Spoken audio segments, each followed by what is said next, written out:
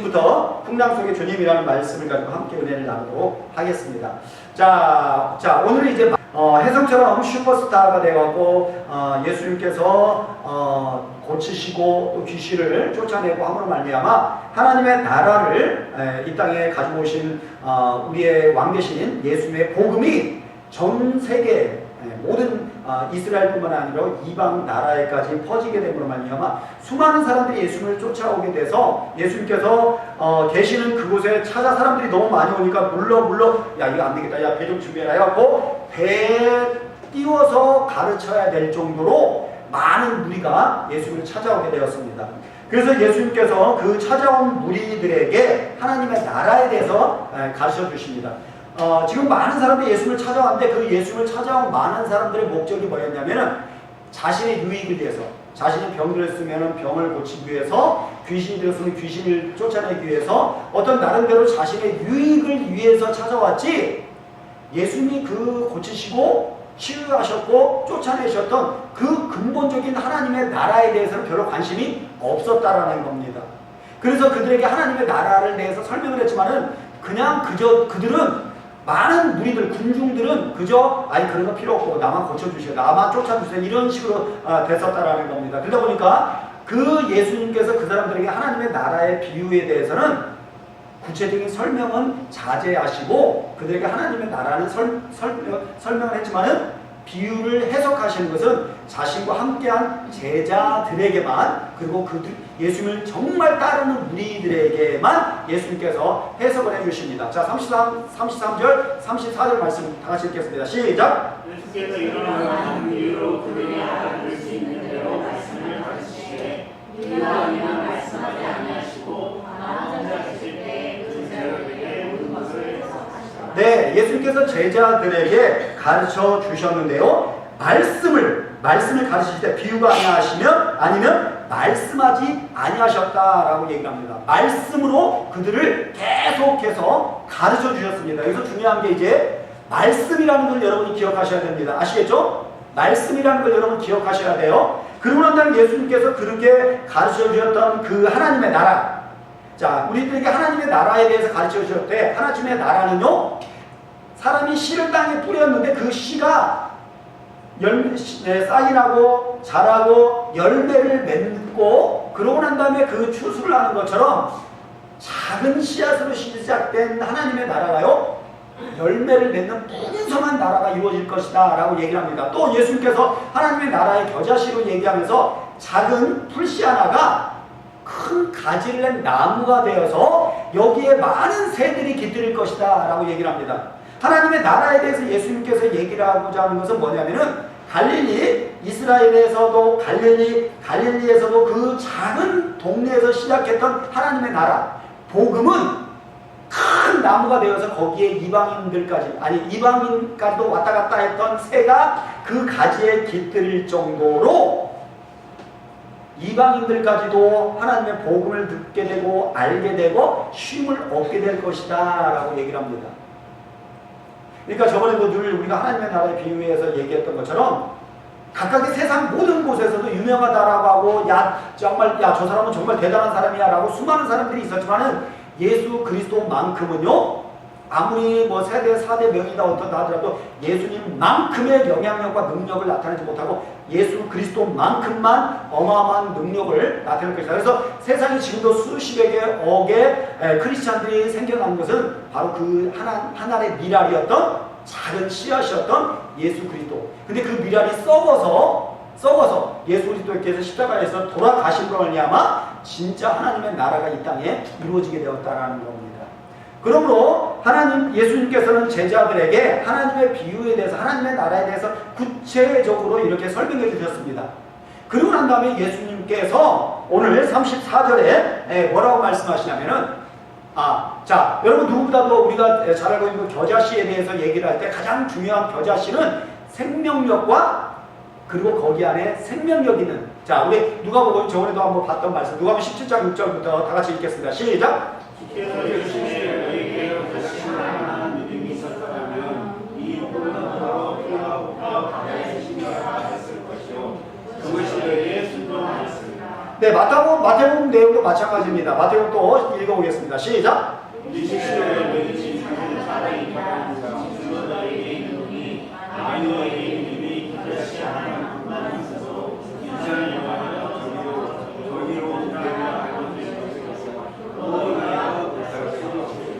네, 제자들에게 이 겨자씨에 대해서 하나님의 나라가 작게 시작했다가 처음 시작은 작았지만 나중은 창대할 것을 예수님께서 비유로 말씀하셨지만은 또 하나 중요한 겨자씨의 비유에는요, 믿음이라고 하는 것, 그리고 그 믿음에는 생명력이 있다라고 얘기를 말씀하십니다. 여러분, 믿음이 무엇입니까? 우리에게 예수 그리스도, 정말 무엇보다도 작은 믿음이요, 이 믿음이라고 하는 것, 믿음이 무엇입니까? 그저 믿음은 바라는 것들의 실상이요, 믿음 없이 하나님을 기쁘시게 할 수 없다라고 하는 우리는 그런 믿음 압니다. 그러나 무엇보다 중요한 이 믿음이라고 하는 것은 작은 믿음이라도 어마어마한 기적이, 예수 그리스도의 정말 온전한 믿음, 이제 좀 이따 얘기를 믿음에 대해서 설명하겠지만, 믿음이라는 것이 무엇이길래 이런 기적을, 이런 놀라운 일을 일어나는 이유가 무엇일까요? 자, 예수님께서 이렇게 말씀하시고 난 다음에 모든 것들을 풀어서 제자들에게 다 가르쳐 주셨습니다. 그리고 난 다음에 예수님께서 35절에 뭐라고 말씀하시냐면, 저녁 저물 때 얘기합니다. 다 같이 읽겠습니다. 35절 시작. 저물 때 제자들에게 이르시되 우리가 서로 건너가다 하시니. 네, 갈릴리, 여러분 갈릴리 호수 여러분 아시다시피 여기 갈릴리 호수, 여기 보시면 여기 있는데, 여기 갈릴리 호수가 이렇게 동그란 모양으로 이렇게 있습니다. 그런데 가버나움에서 야, 저쪽으로 건너가자 라고 얘기합니다. 근데 그때가 어느 때래요? 저녁 저물 때. 해가 노을이 이제 져서 해가 저물 그때에 주님께서 갑자기 제자들에게 야, 우리가 건너편으로 건너가자 라고 얘기를 합니다. 그렇게 하시고 난 다음에, 자, 36절 다 같이 읽겠습니다. 시작. 그들이 우리를 따라 예수를 배에 계신 그대로 모시고 가매 다른 배들과 함께 하더니. 네, 예수님이 배를 타고 가시니까 다른 사람들이, 많은 무리들, 그것도 예수님을 다른 사람들, 주님이 건너가신다, 우리도 가자 하고 다른 사람들도 배를 타고 그 주님을 따르는 겁니다. 그러고 난 다음에, 그런데 그렇게 배를 타고 갔던 그때에 어떤 일이 있었는지를 보십시오. 배를 타고 잠자리에 가던 그때 갑자기, 자, 37절 시작. 큰 광풍이 나며 물결이 배에 부딪혀 들어와 배에 가득하게 네, 큰 광풍이 일어나며 물결이 배에 부딪혀 들어와 배에 가득하게 되었더라 라고 얘기를 합니다. 여러분, 저번 주에 우리가 야외 예배를 드릴 때 그때 날씨가 비가 올지 안 올지 정말 굉장히 우리 날씨 예보에 대해서 집중을 했어요. 그때 우리 야외 예배 드릴 때 여러분 봤다시피 저희들 미사리 쪽에서는 비가 안 왔는데 저쪽 그쪽 동쪽 그쪽에서는 막 물이 치고 번개 치고 난리 났었죠. 근데 그때 여러분, 그때 소나기가 집중적으로 많이 쏟아졌어요. 그때 왜 쏟아졌냐면은 시베리아의 찬 공기가 내려오고 우리나라 동쪽에서 뜨거운 바다 쪽에서 뜨거운 바람이 이렇게 와요. 그러다 보니까 찬바람과 뜨거운 바람이 부딪히다 보니까 이게 공기가 막 부딪히면서 여기에서 구름이 생기기도 하고 바람도 일어나면서, 그러면서 소나기가 집중적으로 생기게 되었다라는 겁니다. 그런데 이때 이 큰 광풍이 일었다라고 얘기를 하는데, 예수님이 가자라고 할 때가 아까 어느 때라고 했어요? 저물 때였죠. 저물 때. 자, 여러분, 과학 시간, 우리 과학을 한번 해봅시다. 뜨거운 바람은 위로 올라가요, 내려가요? 위로 올라가죠. 그래서 우리 겨울에 이렇게 난방을 띄고 나면은 대부분 우리도 지금 저렇게 있는데 선풍기를 위에서 이렇게 틀어줘서 공기가 이렇게 순환대로 가잖아요. 그것처럼 찬 공기를 밑으로 내려가요. 뜨거운 공기를 위로 떠요. 그런데 그때 이 갈릴리 호수라는 곳이 어느 곳이냐면은, 갈릴리 호수 위쪽으로, 그 위쪽으로는 헐몬산이라고 하는 만년산이 있어요. 그래서 늘 눈이 덮여있는 그 차가운 산이 있어요. 높은 산이라서 거기는 늘 눈이 덮여요. 그리고 갈릴리 호수 옆에는 무슨 바다가 있어요? 지중해가 있어요. 그러면 지중해, 낮에는 지중해에 뜨거운 물이 데워져서 공기가 뜨거운데 찬 쪽으로 가니까 어디로 가요? 육상 쪽으로 이렇게 가겠죠. 육상 쪽으로 가니까 찬 공기가 어떻게 돼요? 힘을 못 쓰고 저 위로 올라가. 그러다가 이 지중해가 낮이 되고 천천히 밤이 될수록 공기가 어떻게 돼요? 이제 찬 공기가 힘을 내갖고 이놈 하고 밀어내겠죠. 점차점차. 그러니까 점차점차 밤이 되면 될수록 얘가 힘이 약해지는 거야. 그런데 그때 얘 찬 공기가 내려오는데 뜨거운 바람이 너 물러나. 싫어 싫어 하면서 얘가 힘을 쓰는 거야. 찬 공기를 내려라. 싫어하고 뜨거운 공기가 얘가 안 물러나려고 그러는 거야. 그때 그러다 보니까 뭐가 일어나요? 이때 서로가 이렇게 막 대류 현상이 일어나는 거야. 이때 그러면서 이 광풍이 일어나는데, 이런 현상이 갈릴리 바다에서는 요 지중해 뜨거운 바람이 빨리 물러나면 괜찮은데 요럴 때가 가끔가다 생긴다라는 겁니다. 그래서 이때 큰 물결이 일어나게 돼요. 그러니까 갈릴리에서 살았던 사람들은 이런 걸 알아요, 몰라요? 어느 정도 많이 알고 있겠죠. 그런데 이때 큰 광풍이 일어나서 물결이 부딪혔는데, 그때 어마어마한 바람이 그 물결을 치게 되고 배를 치게 됩니다. 그런데 그때 38절 한번 우리 보겠습니다. 38절 시작! 예수께서는 공문에서 세계를 배워 죽으시더니 제자들이 깨어오매 선생님이 우리가 죽게 된 것을 돌보지 않으셨나이까. 여러분 이상하지 않습니까? 저만 이상할까요? 아니면 여러분도 이상해요? 네? 저렇게 흔들리는데 잠을 자요. 그것도 맞고 또 하나.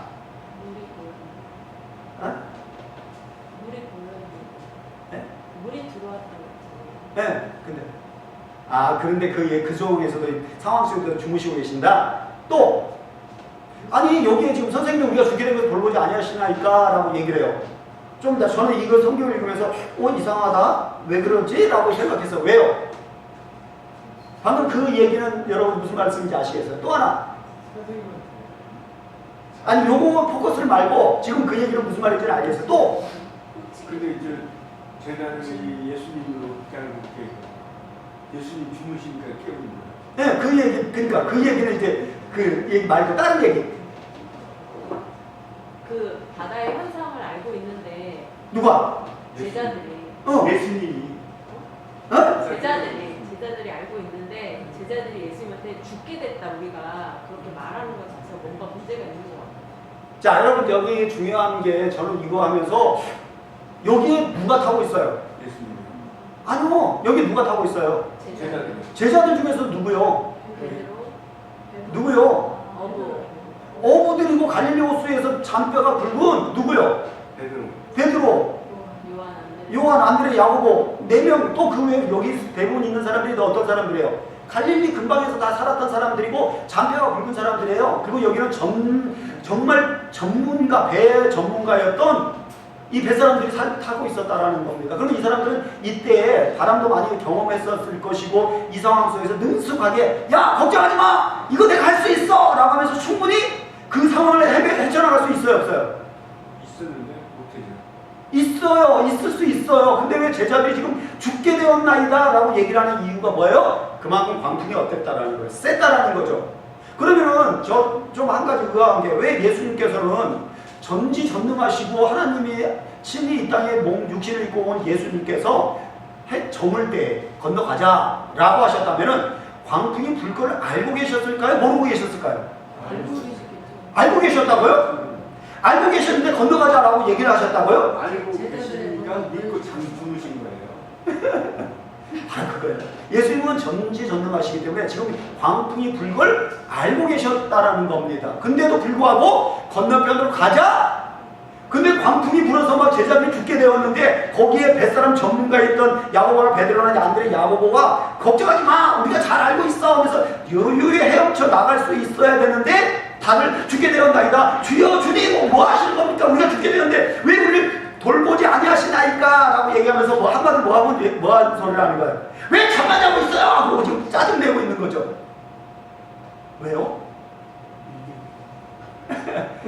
그렇다면 여기에는 지금 주님이 뭘 바라시고 계시는 거예요? 주님의 뭐가 있어요? 능력이요. 주님의 능력이요? 주님이 지금 바라는 건 뭐예요? 제자들의 시험하고 있는 거죠. 뭔가 지금 훈련하고 있는 것이죠. 그렇다면 왜 예수님께서는 이런 상황 속에서 만들었던 그 주님께서 이걸 무엇을 하기 위해서 한번 주님께서 왜 이걸 만드셨는지 우리 한번 생각해 보도록 하겠습니다.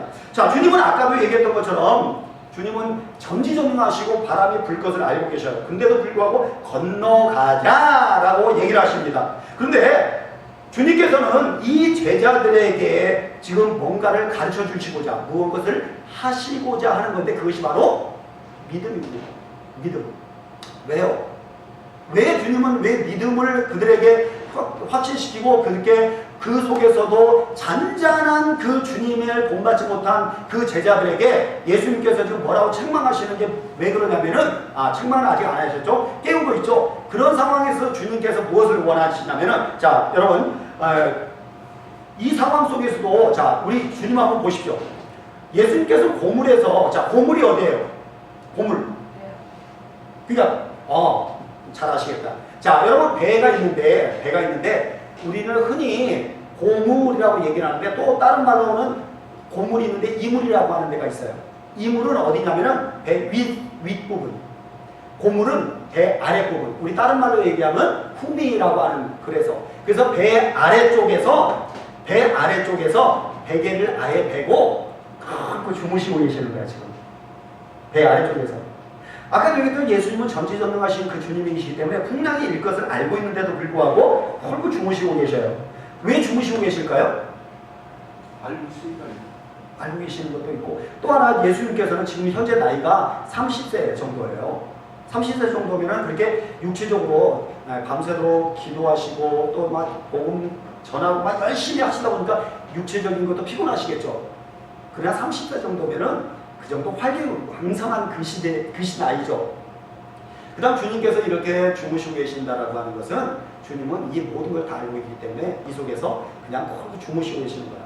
근데 이 상황 속에서 두 모습, 한 주님의 모습은 그 속에서 풍랑 속에서도 고요하게 주무시고 계시고 또 제자들은 그 상황 속에서 주님 막 우리가 죽게 되었나이다 라고 요동치면서 막 그 속에서 그 환난과 그 고난을 겪고 있는 그 제자들의 모습. 그 주님은 어떻게 이렇게 고요함을 갖고 있을까요? 그리고 제자들은 왜 주님의 이 고요함을 왜 소유하지 못했던 이유가 무엇일까요? 진짜 죽게 생겼어. 아니, 믿음 못하니까. 진짜 방금 내내 진짜 죽게 생겼어. 죽게 생겨갖고 그 죽게 된 그 상황 속에서 여러분 성도 여러분 방금 얘기가 나왔습니다. 그렇게 죽게 된 상황 속에서야 제자들은 자 여러분 믿음이라고 하는 거 자 믿음이 무엇입니까? 제가 이제 그 얘기를 하려고 하는데 믿음이 무엇일까요? 믿음은 아까도 얘기했지만 바라는 것들이 실상이요 보지 못하는 증거들이다. 믿음 없이 하나님 기쁘시게 못한다라고 하는 건 우리는 알아요. 근데 믿음이라는 게 뭘까요? 믿음이 무엇이에요? 자, 풍랑 속에서도 제자들이 두려워하는 것을 보십시오. 특히 뱃사람이었던 전문가들이었던 그들도 있는데요. 그런데 이들의 목소리가 들리지 않아요. 야, 기다려! 걱정하지 마! 하고 내가 볼게! 하고 막 이렇게 하는데 그들의 목소리는 아예 아무 소리도 안 들려요. 주님은 무엇보다도 이 배에 대해서 전문가였던 그들도요. 죽을 환경 속에서 막 어찌할 바를 모르고 있어요. 그런데 여러분 이 주님께서는 아까도 얘기했던 것처럼 건너가자 라고 하셨던 그 주님은 고요하게 주무시고 계시는데요. 주님께서는 낮에 제자들을 뭘 하셨냐면 하나님의 나라에 대해서 믿음에 대해서 부지런히 제자들에게 뭘 가르치셨어요? 말씀으로. 아까 얘기했던 거 중요하다고 했죠? 말씀으로 가르쳤어요. 낮에. 그러고 난 다음에 밤에 그러면 주님께서 제자들을 건너가자 라고 하시면서 지금 무엇을 가르치고 계실까요? 말씀이 아니라 이번에는 뭐예요? 믿음. 상관. 믿음. 여러분 우리는 지금도 설교를 듣고 있어요. 설교를 지금 뭘 듣고 있어요? 말씀을 듣고 있죠. 그렇다면 여러분이 지금 예수님이 우리를 위해서 오셨고 예수님께서 우리를 치료하기 위해 오셨고 예수님은 우리의 마귀를 물리쳐 주시고 예수님께서는 죽은 자를 살리시는 주님이십니다. 말씀을 들었어요. 그리고 예수님은 나를 믿는 자 살아서 믿는 자는 영원히 죽지 아니하리라라고 하는 것을 여러분이 다 들었어요. 말씀을 알아요. 그런데 여러분 그것을 정말 확신합니까? 정말 믿습니까? 아멘. 정말 믿습니까? 100% 확신합니까? 못 믿으니까 제자들이 이제 깨운 거 아니에요. 지금 주님께서는 낮에는 말씀으로 가르쳤던 그들에게 밤에 지금 뭘 하고 있는 거예요? 체험, 실습을 진짜 실습으로 너희들에게 진짜 믿음이 있는지 없는지 한번 보겠다라고 하면서 그 상황 속에서 체험적인 신앙을 좀 가르쳐주고 싶었던 거예요. 그러니까 낮에 말씀으로 가르쳤는데 자 지금도 똑같아요. 방금도 제가 여러분한테 그렇게 100% 확신하십니까? 라고 했을 때 아멘하는 사람은 그렇게 많지가 않았어요. 왜요? 그런 체험이 별로 없는 거야. 하나님에 대해서 경험하지 못한 거야. 그러니까 말씀과 체험이 같이 돼서 새가 날아가기 위해서 뭐가 필요해요? 새가 날아가기 위해서 뭐가 필요해요? 날개가 한쪽만 있으면 돼요, 안 돼요? 날개 한쪽 있으면 돼요, 안 돼요? 안 돼요. 그럼 뭐가 있어야 돼요? 두 날개가 있어야 되겠죠? 두 날개가. 그래야지 이게 쫙 쳐져 올라갈 거 아니에요? 뭐가? 말씀과 체험이라고 하는 것이 두 양 날개가 있어야지만이 그게 더 나의 신앙을 뭐하기 때문에 진보를 이루길 수 있다는 겁니다. 신앙의 진보를 이루기 위해서는요, 말씀만 가지고는 체험이 없이는요, 말씀, 이성적으로 알겠어. 아, 살아서 믿으면은 죽지 않는구나. 예수님은 나를 위해서 오셨구나. 예수님은 정말 치료자구나. 예수님은 전능자야. 라고 얘기를 하지, 그 예수님에 대한 체험이 정말 내 삶 속에서 내가 정말 체험을 하거나 내가 그 예수님에 대해서 하나님에 대해서 체험이 없다면은 어떻게 보면 뭐야? 죽은 신앙이야. 이성적인 거야. 그냥 지식적인 거야. 그런 상황 속에서 예수님께서는 제자들에게 말씀과 체험이라는 것을 같이 하면서 너희들에게 믿음이 무엇인지 내가 정말 보여주겠다라고 얘기를 하시는 거예요. 그렇다면 믿음이란 건 무엇일까요? 믿음은 언제 나타날까요? 자, 여러분, 중요한 것은 실제적인 믿음이라는 것을 훈련시키고 하는데, 믿음이란 무엇이냐면은, 자, 여러분, 제가 이번 주에 영화를 한 편 보았어요. 영화를 한 편 보았는데, 카운트라고 하는 영화. 여러분, 카운트 혹시 보신 분 있으세요?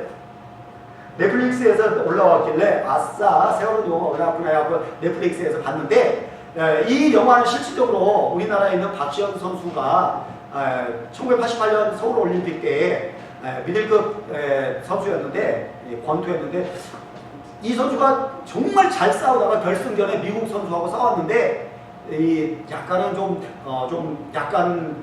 정말 잘 싸우긴 했는데, 이 사람이 정말 이겼다라고 하기는 애매한, 야, 이 사람이 졌다라고 생각하는데 박지현 선수가 승을 한 거야. 그러다 보면은 사람들이 이 금메달에 대해서, 와, 박지현 진짜 너는 금메달 받을 만해. 에이, 이럴까요? 그렇겠죠. 그러다 보니까 이 사람이 은퇴를, 그 모든 자기가 제일 잘하고 제일 자신 있던 그 복싱을 그만두고 자신의 고향에 들어가서 체육교사로 활동하고 있어요. 그때를 찍은 거, 실화 내용이에요. 근데 실화 내용인데 이 영화를 보면서 제가 이번 주 설교하고자 했던 그게 딱 맞았길래, 야, 이거 정말 너무 좋다 해서 제가 이 영화의 그 카피를 이렇게 그림을 한번 내가 따왔습니다. 여기에 보면은 환주라고 하는 그 학생이 하나 나와요. 주인공은 아니에요. 조연이에요. 환주라고 하는, 여기 이 환주라고 하는 학생이 나오는데, 이 학생은 완전히 사고뭉치야. 모든 일에 주먹으로 모든 일을 해결하는 아이야. 그래서 모든 일들에 주먹이 먼저 나가는 게 주먹이야. 그리고 싸움에는 제일 자신 있었던 애야. 근데 이 아이가 복싱을 하면은 싸움도 안 하고 자신의 에너지가 발산되고, 그리고 난 다음에 금메달 따면 너무 좋겠다 해갖고, 그리고 난 정말 자신 있는 게 주먹이야 해갖고 복싱을 열심히 연습합니다. 그러고 난 다음에 첫 시합을 나가요. 근데 첫 시합에 나갔는데, 아까 얘기했던 이 사람은 주먹에 대한 만큼은 자신이 있었기에 복싱에 딱 올라가서 자신있게 딱 싸웠는데, 복싱하고 싸움하고는 약간 다른 거야. 그러면서 복싱을 하면서 빵빵 했는데 일방적으로, 약간 일방적인 아니긴 하지만 그래도 이 선수가 맞고 KO파 당해버려요. KO패 당하고 난 다음에 그가 이제 친구하고 옥상에 올라가서 털어놓은 이야기를 해요. 자, 뭐라고 얘기하면, 자, 우리 화두가 이렇게 얘기합니다. 양아치 새끼가 되기 싫어가지고 복싱을 했거든. 양아치 새끼가 운동하면 뭐 사람이 된다고? 싸움지도 안 하게 된다고? 그러면서 이렇게 얘기를 해요. 그러면서, 그런데 이제 깨달았다. 그랬더니 친구가, 왜? 네가 강한 걸 알았단 말이가, 그렇게 얘기를 해요. 그랬더니 환주가 뭐라고 해요? 아니, 내가 약한 걸 알았다 아니가. 약한 걸 알았다 아니가. 그렇게 얘기해요. 이 얘기가 무슨 말이냐면, 환주는 아까 제 자신 있는 게 뭐였어요? 주먹이었죠. 그런데 복싱장에 올라가서 실질적으로 싸움을 하다 보니까, 복싱을 하다 보니까 그 복싱 선수로서는 내가 뭘 알았다라는 거야? 내가 약한 걸 알았다라는 거야. 약한 걸 알았다라는 순간에 자신을 발견하게 되는 거야. 아, 나에게 뭐가 없다? 싸움에 자질이 없는 사람이구나 라는 걸 알게 되었다라는 거야. 그러면 예수님께서 아까 풍랑 속에서 제자들을 끌고 갔던 이유는 뭐냐면은 풍랑 속에서 뭐가 없다는 걸 발견하고 싶었던 거예요. 믿음이 없다는 거. 그렇죠. 제자들에게 진정한 하나님의 나라에 그리고 예수님을 함께 살아가고 있는데도 불구하고 그 예수님이 그들에게는 없었다라는 거예요. 예수님이. 여러분, 믿음을 얻기 위해서는 무엇보다 가장 중요하게 깨달아 알아야 되는 게 뭐냐면 자신의 연약함을 알아야 되는 거예요. 자신의 연약함. 믿음이라고 하는 것은 나를 버리고 주님을 갖는 것이에요. 제가 여러분 요 교회 담벼락에 뭐 심었어요? 고추나무를 심었죠. 몇 개 고추나무를 이렇게 심었어요. 그런데 이 고추나무를 심었는데 그런데 저번 주에 아까 얘기했던 것처럼 막 비도 오고 우박 막 쏟아지고 하는 바람에 얘들이 다 넘어가 버렸어. 얘들이 막 바람이 얼마나 셌는지 그리고 얼마나 그때 우박까지 오고 그래 놓으니까 그 다음날 아침에 왔더니 얘들이 퍽 이렇게 다 꼬꾸라진 거야. 그래서 안 되겠다 해갖고 제가 이 고추한테 뭘 했을까요? 지지대를 심어줬어. 고추 지지대를 고추 옆에다가 꽉 심어주고 고추를 단단히 묶어줬어요. 단단히 묶어줬어요. 고추대가 이 고추대는 연약해요. 바람에도 넘어가요. 그래서 누구의 도움이 필요하면 고추대라는 게 있어야지만이 고추대가 든든하게 설 수 있다는 겁니다. 연약한 것을 잡아주는 것이 믿음이에요.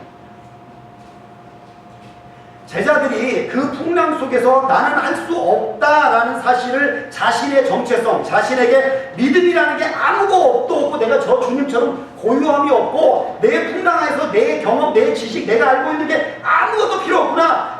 내가 뱃사람이었는데 내가 전문가였는데 내가 이 상황 속에서 할 수 없구나 라는 걸 깨달은 제자들이 할 수 있는 게 뭐예요? 제자들이 할 수 있는 게 뭐예요? 제자들이 할 수 있는 게 뭐예요? 자, 제자들이 한 행동을 하고 있어서 39절을 한번 읽어보겠습니다. 시작!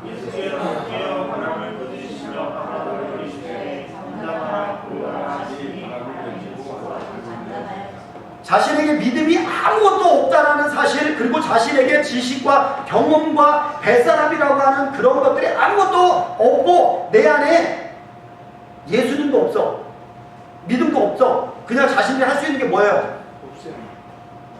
아니 한 가지 했잖아요. 지금 뭐였어요?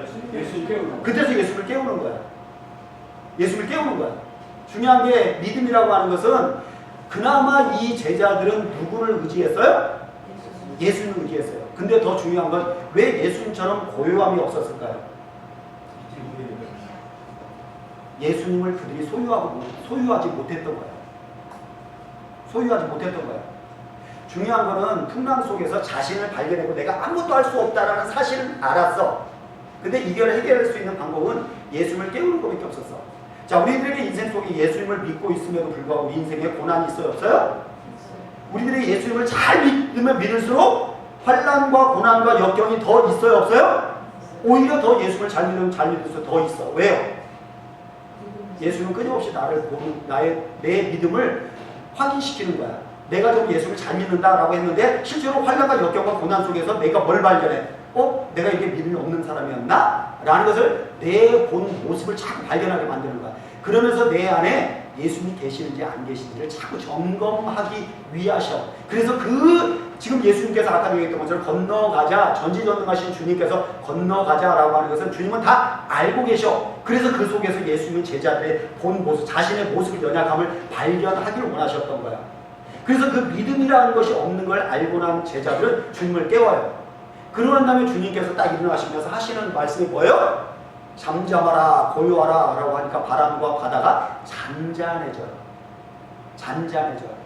무엇보다 중요한 건 믿음이라고 하는 것은요, 그 주님이 나는 할 수 없을 때 주님은 할 수 있다는 그 말씀을 확실하게 믿어야 돼요. 아까 여기 보면은요, 자, 로마서 4장 18절 22절에 보면 아브라함의 믿음에 대해서 이렇게 얘기합니다. 다 같이 읽겠습니다. 시작! 아브라함이 바랄 수 없는 중에 바라고 있었으니 이는 손이 이방에 말씀대로 많은 민족의 기간이 하였습니다.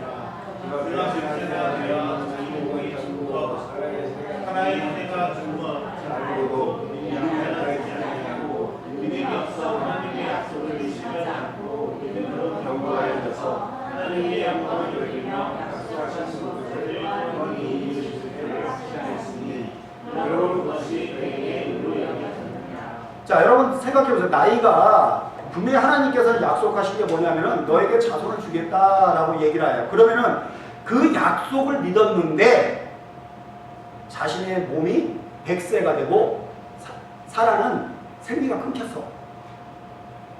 그렇다면 이때 상황 속에서 아브라함은 하나님 분명히 약속을 자녀를 주시겠다 약속했는데 이 사라가 생리가 끊겼고 나는 이제 남자 구실도 못하는데 이런 상황에서 아이를 주겠다고 약속했는데 그 약속이 어디 있습니까? 라고 해야 돼 안 해야 돼? 지금 아까 좀 전에 풍랑을 만난 제자들 같은 상황이라면 이 아브라함이라면 하나님 앞에 따져야 돼 안 따져야 돼요? 따져야 되겠죠. 왜 주님다고 주신다고 약속했는데 지금 아예 아무 구실도 못하는 우리들에게 주신다고 약속했잖아요 라고 얘기를 해야 돼요. 근데 이들은 믿음이 흔들리지 않았대요. 뭘? 하나님의 그 약속의 말씀. 그러니까 이 사람들은 자신은 죽은 거야. 사실 아이를 낳을 수 없는 상황 속에서도 이 사람들은 하나님이라고 하실 수 있어라고 하는 그 믿었다라는 거야. 그 믿음을 갖고 있었다라는 거예요. 그 믿음이라는 게 그러니까 뭐예요? 할 수 없는 가운데도 하나님이 하신다. 하나님이다. 그러면 하나님은 나는 못해. 근데 하나님은 하실 수 있어. 이게 진정한 믿음이라는 거예요. 믿음이라고 하는 것은 나는 할 수 없어요. 나는 내가 가지고 있는 능력이 아무것도 할 수 없어요. 그러나 하나님은 하실 수 있어. 그래서 하나님을 붙드는 거야. 그러니까 진정한 믿음이라고 하는 것은 나를 부인하고 내 지식, 내 지혜, 내 경험, 내가 살아왔던 모든 것들을 다 부인해야지만이 뭐가 진정으로 생겨요. 그때서 뭐가 생겨요? 믿음이라는 게 새로 생기면서 그 안에 믿음으로 자신의 집을 짓는 거야. 그게 바로 반석 위에 짓는 집이에요. 근데 우리는 자꾸 뭘 생각해요? 마지막까지 내가 뭔가를 해보려고 내 지식과 내 경험과 그리고 내가 가지고 있는 그런 것들을 동원해서라도 문제를 해결하려고 하는 자신의 힘을 끝까지 의지하다 보니까 뭐가 없어요? 자꾸 주님을 믿는 믿음이 자꾸 없어지는 거예요. 근데 주님께서 이 제자들을 풍랑 속에서, 풍랑은 지금 누군가 옆에서 도와줄 수 있는 상황이나 환경이나 여건이 있어요 없어요? 아무도 없는 그 절대절명의 상황 속으로 몰아넣은 거야. 왜? 자신이 아무것도 할 수 없다는 사실을 인식하기 위해서, 자신을 발견하기 위한 거예요. 그때사. 그러니까 자신을 발견한다는 건 뭐냐면은 내 안에 나를 다 보면서 아, 내가 예수님을 믿고 있지만 내 안에 예수님은 정말 없구나라는 사실을 깨닫는 거야. 그럴 때야지만이 정말 내 안에 믿음이 정말 내가 아무것도 가진 게 없었구나. 내 믿음은 거짓이었구나. 내 믿음은 모래 위에 지었던 집과 똑같구나. 나는 이제 내 믿음을 다시 져야겠구나. 아무 풍랑이나 그리고 어떤 상황 요동치지 않는 반석 위에 집을 짓는 그 믿음을 내가 새로 가져야 되겠구나. 이걸 예수님께서 제자들에게 가르쳐 주셨던 거야. 그러니까 뭐가? 말씀을 체험으로. 말씀을 체험으로. 그 말씀과 체험이 가져야지만이 우리 인생 속에서 흔들림이 없는 그런 신앙을 갖고 있다는 겁니다. 그래서 저는 사실 여러분한테 예전에 저에게 받았던 은혜를 여러분에게 공유했던 적이 있었지만은 저는 인생을 살아가면서 하나님에 대한 신앙적인 체험, 어떻게 보면 그 큰 은혜를 주셨을 때 내 엄청난 그 압박감에 조여오는 그 강한 악령과의 싸움 속에서도 정말 그 앞에, 내 앞에 펼쳐져 있는 그 무서운 귀신 앞에 내 사시나무 떨듯 들어왔던 그 나를 발견하게 된 다음에야, 아, 내가 예수를 믿는다라고 하는데 내 앞에 펼쳐져 있는 그 무서운 귀신도 내가 저것 때문에 이렇게 무서워 떠는가? 나는 정말 믿음을 소유하고 있었을까? 나는 믿음이 없는 사람이었구나 라는 걸 발견한 다음에, 아, 예수님, 내가 정말 믿음이 없는 나였군요 라는 사실을 깨달은 다음에야, 예수님, 내가 이제 진짜 내가 예수님을 믿겠습니다. 난 지금 죽어도 예수님을 믿고 죽으니까 나는 괜찮습니다 하고 나를 내려놓을 때야 예수님이 나를 지켜주셨어요. 이게 진짜 믿음이라는 겁니다. 성도 여러분, 예수님께서는 무엇보다도 우리 주님께서는요, 우리들에게 믿음이라는 걸 심어주고 싶으셨어요. 자, 40절 우리 한번 보도록 하겠습니다. 40절 시작! 이에 길자를 이르시되 너희가 어찌 믿음이 없느냐라고 얘기를 해요. 이것은 여러분 여기 우리 밑에 부분 한번 보면은 뭐라고 써 있어요? 자, 밑에 각주에 뭐라고 써 있어요? 자, 본문에 보면은 각주, 자, 밑에 뭐라고 써 있어요? 시작! 어찌 아직도 믿음이라는 소리예요. 그러니까 이 예수님께서 제자들에게 지금 뭐라고 얘기하면 너희는 아직도 믿음이 없느냐라고 얘기해요. 그러니까 지금 이 얘기는 무슨 말씀이에요? 낮에 너희들이 내가 말씀으로 가르쳤는데 너희들은 아직도 믿음이 없구나 라고 얘기를 하고 있는 거예요 지금.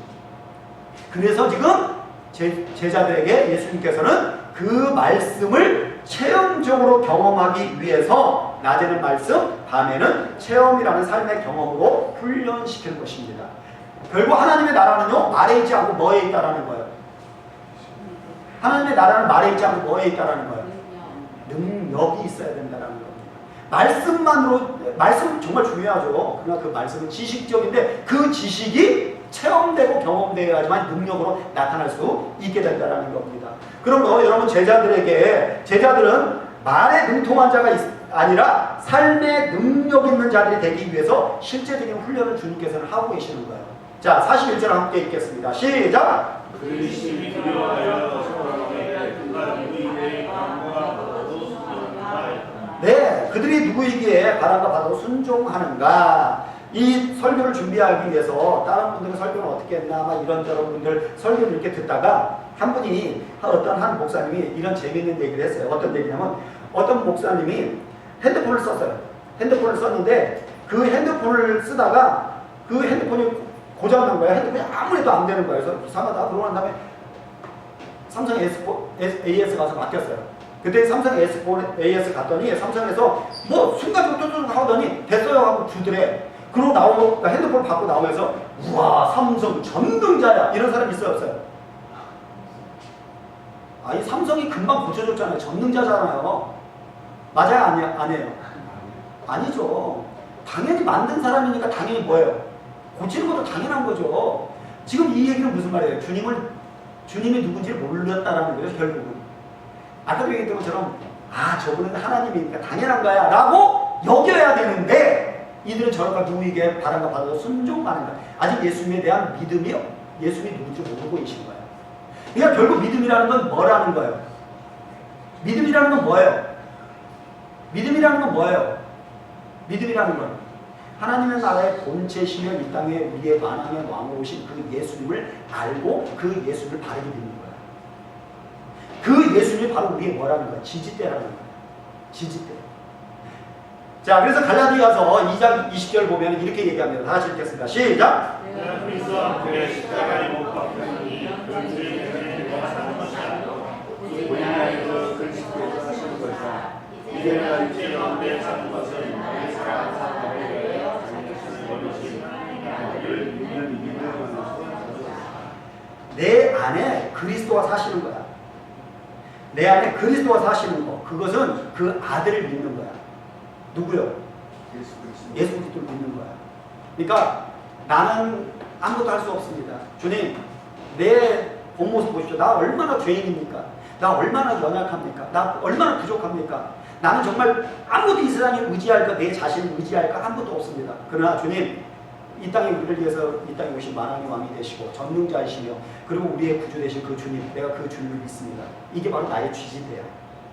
이게 나의 지지대야.